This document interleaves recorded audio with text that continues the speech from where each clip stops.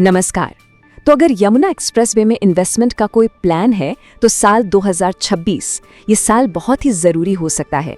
आज इसी पर बात करते हैं और समझने की कोशिश करते हैं कि आखिर मार्केट जा कहाँ रहा है।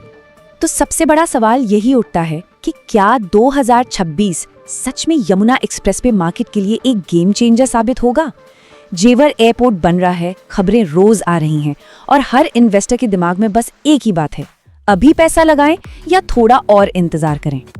देखिए, एक्सपर्ट्स का मानना है कि 2026 कोई आम साल नहीं है, इसे एक बेंचमार्क ईयर कहा जा रहा है। मतलब इस साल मार्केट जो भी रुख लेगा ना, आगे के कई सालों के लिए वही नींव बन जाएगी। समझिए कि ये फ्यूचर ग्रोथ का एक स्टार्टिंग पॉइंट है।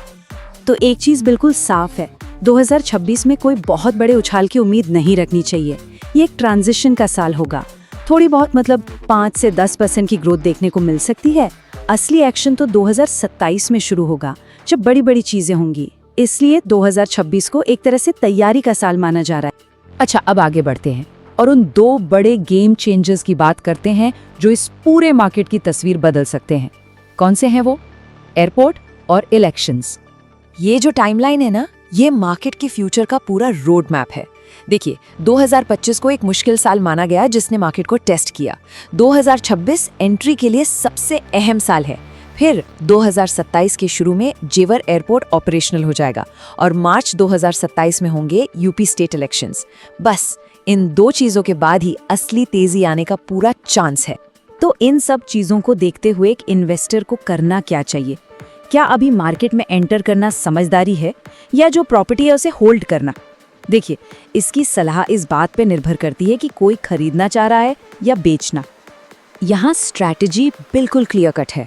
जो लोग खरीदना चाहते हैं उनके लिए 2026 बेस्ट टाइम है एंटर करने का। क्यों? क्योंकि 2027 इलेक्शन के बाद जो तेजी आ सकती है, उससे पहले रेट्स अभी स्टेबल रहेंगे। और हाँ, जिनके पास पहले से प्रॉपर्टी है उनके लिए सलाह है कि 2027 इलेक्शन के बाद तक रुकें ताकि बढ़े हुए रेट्स का पूरा फायदा मिल सके। और ये बात बहुत जोर देकर कही जा रही है कि जो 2026 में एंट्री कर जाएगा वो कर जाएगा। इसका सीधा सा मतलब है कि ये मौका हमेशा नहीं रहेगा। एक बार 2027 की इवेंट्स हो गए तो शायद इस लेवल पर एंट्री मिलना ही मुश्किल हो जाए। ये सिर्फ मार्केट का सेंटिमेंट नहीं है, बल्कि यमुना अथॉरिटी खुद भी काफी एग्रेसिवली डेवलपमेंट को आगे बढ़ा रही है। अच्छा, अथॉरिटी अब सिर्फ प्लान्स नहीं बना रही बल्कि सख्ती से काम भी करवा रही है। एक तरह से डंडा अप्रोच चल रहा है। स्टेप 1, तेजी से रेजिडेंशियल और इंडस्ट्रियल प्लॉट्स के पोजेशन लेटर्स इशू किए जा रहे हैं।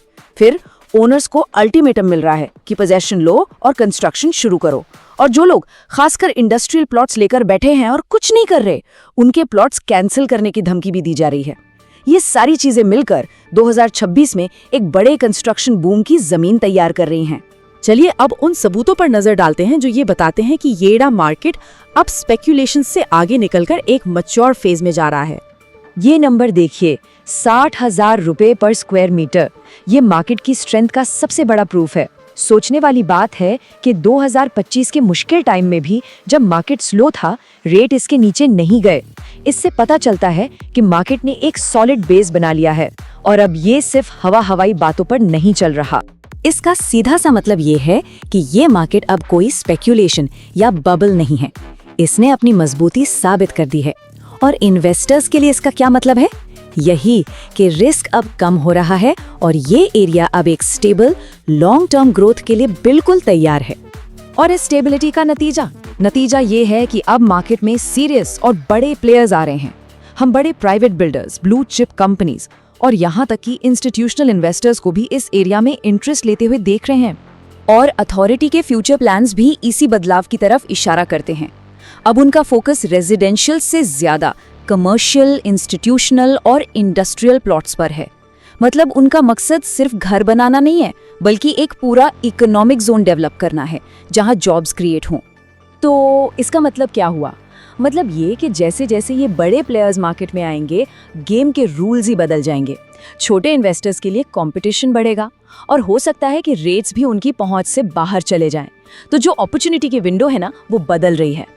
और ये चीज हमें एक आखिरी लेकिन बहुत जरूरी सवाल पर लाकर खड़ा कर देती है कि जैसे जैसे बड़े बिल्डर्स और ब्लू चिप फर्म्स इस मार्केट में अपनी जगह बना रहे हैं, क्या ये मौका जल्द ही छोटे इन्वेस्टर्स के हाथों से फिसल जाएगा?